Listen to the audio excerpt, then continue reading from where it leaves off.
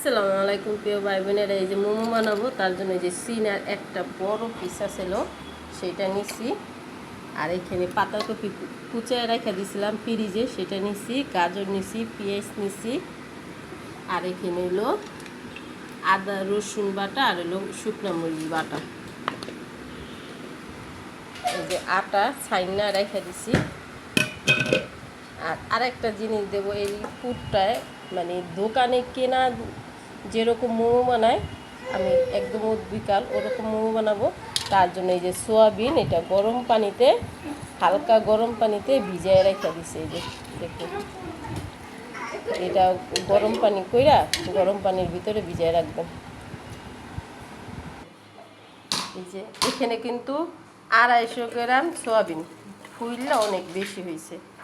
এই তো পানিতে দিলে অনেক ফুলে, এখানে কিন্তু অত না, 250 গ্রাম সোয়াবিন।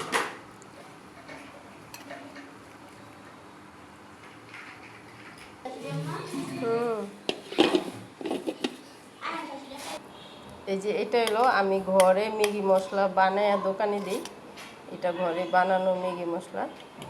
এখান তো 1 চামচ মশলা দিলাম। আর এইটা হলো গোলমরিচ ফাঁকি, এই যে 1 চামচের মতো গোলমরিচ ফাঁকি। ছোট ছোট দেখে 3টা বোম্বাই দিলাম, আর যদি ঝাল হয় এই পরিমাণে বানাইলে 1টা দিবেন।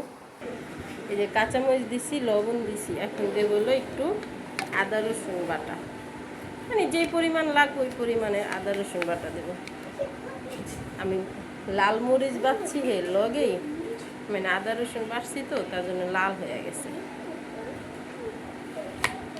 আমি একটু ঝাল বানাবো তার জন্য একটু ঝাল ঝাল দিতেছি। আপনারা ঝাল না বানালে ঝাল কমাই দিবেন।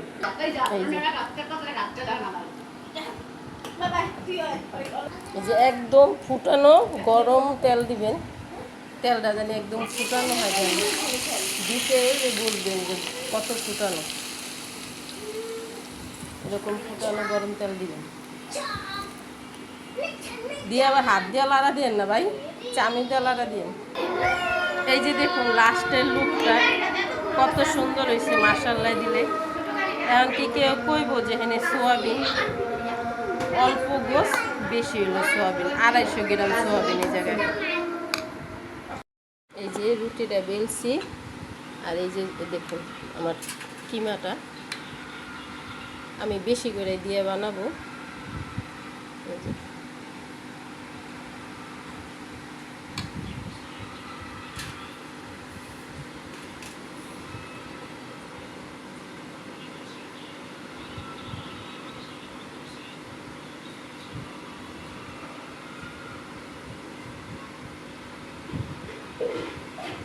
বাঁশটা আপনারা যে যেরকম দিতে পারেন ওরকমই দিবেন। হয়তো বা আমগো বাঁশটা আরও একটু ভালো হয়তো কি আমরা একটু ভালো পারি না। এই যে দেখুন, এই যে এই যে দেখুন, এই যে দেখুন,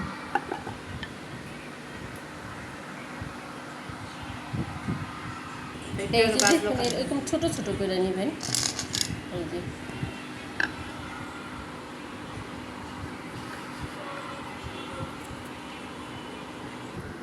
এই যে দেখুন এরকম ছোট করে রুটি বানায়, এরকম করে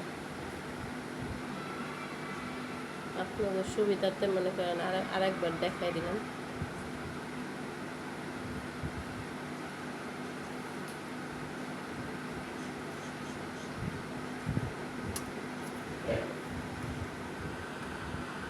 দেখছেন কত সুন্দর হয়েছে মাশাআল্লাহ দিলে।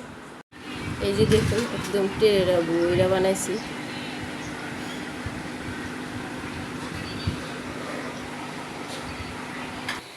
এই যে পানি চুলায় দিছি, আর এরকম একটা জালি দিছি। আমার কাছে মোমো স্ট্যান্ড নাই, তার জন্য আমি এরকমভাবে যেমন ভাকা পিঠা সিদ্ধ করে ওরকমভাবে সিদ্ধ করলাম। আর যার কাছে মোমো স্ট্যান্ড আছে একদম পারফেক্ট মোমো স্ট্যান্ড দিয়ে করে।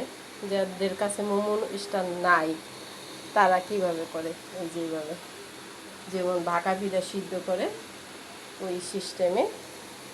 এই যে এখন এই যে ঢাকনা দিয়ে ঢাকা দেবো।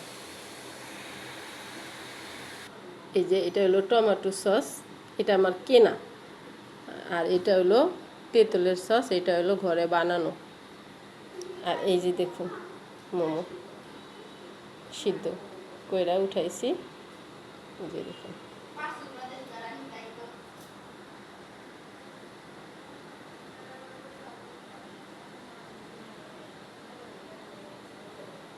দেখুন কত সুন্দর দেখা যায়।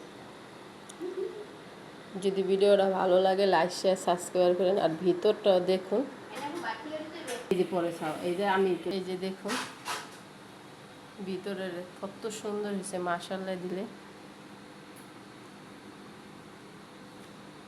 সসের ভিতরে দিয়া বিসমিল্লাহির রহমানির রহিম।